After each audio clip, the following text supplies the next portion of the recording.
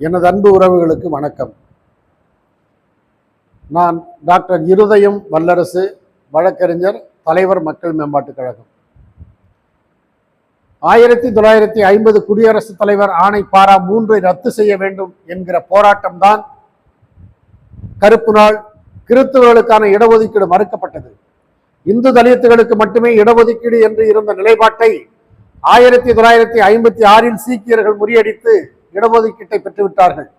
1990 புத்திஸ்டுகள் இடஒதுக்கீட்டை பெற்றுவிட்டார்கள்.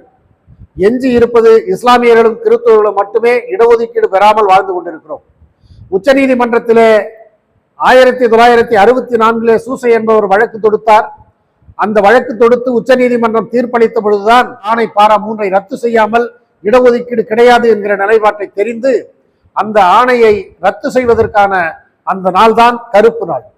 1980 நாம் தொடர்ச்சியாக போராடி வந்தாலும் 2004 உச்ச நீதிமன்றத்திலே பிராங்க்லின் சீசர் அவர்கள் மூலமாக தலித் கிறிஸ்தவர்களை எஸ்சி பட்டியலில் சேர்க்க வேண்டும் என்கிற ஒரு வழக்கை தொடுத்திருக்கிறோம்.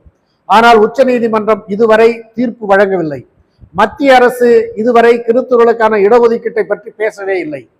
ஆக மாநிலங்கள் முன்வந்து கொடுத்த 3.5 டாக்டர் கலைஞர் அவர்கள் கொடுத்த இடஒதுக்கீடும் புரட்சி தலைவர் எம்ஜிஆர் அவர்கள் அளித்த எஃப்சியிலிருந்து பிசிக்கு கொடுத்த இடஒதுக்கீடும் தான் இதுவரை இருந்து வருகிறது.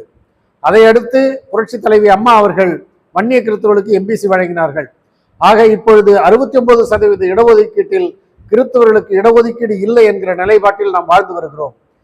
ஆக ஆகஸ்ட் 10 கருப்பு நாளிலே நாம் ஒவ்வொரு கிறிஸ்தவர்களும் சபை வித்தியாசமின்றி, சமூக சாதி வித்தியாசமின்றி அனைவரும் ஒருங்கிணைந்து நமது உரிமைகளை, இடஒதுக்கீட்டை பெற்றெடுக்க வேண்டும். இடஒதுக்கீடு என்பது ஏதோ ஒருவருக்கு கொடுக்கிற பிச்சை அல்ல. அது ஒரு சமூகத்துக்கு ஒரு அரசு வழங்குகிற அடிப்படை பிறப்புரிமை என்பதனை தெரிவித்துக் கொள்கிறேன். இந்த நேரத்தில் நாம் அனைவரும் ஒன்றிணைந்து கிறிஸ்தவர்களுக்கான இடஒதுக்கீட்டை பெற வேண்டும் என்று மக்கள் மேம்பாட்டுக் கழகத்தின் சார்பில் உங்கள் அத்தனை பேரையும் இந்த ஆர்ப்பாட்டத்தில் கலந்து கொள்ள வருக வருக என்று வரவேற்கிறேன். நன்றி, வணக்கம்.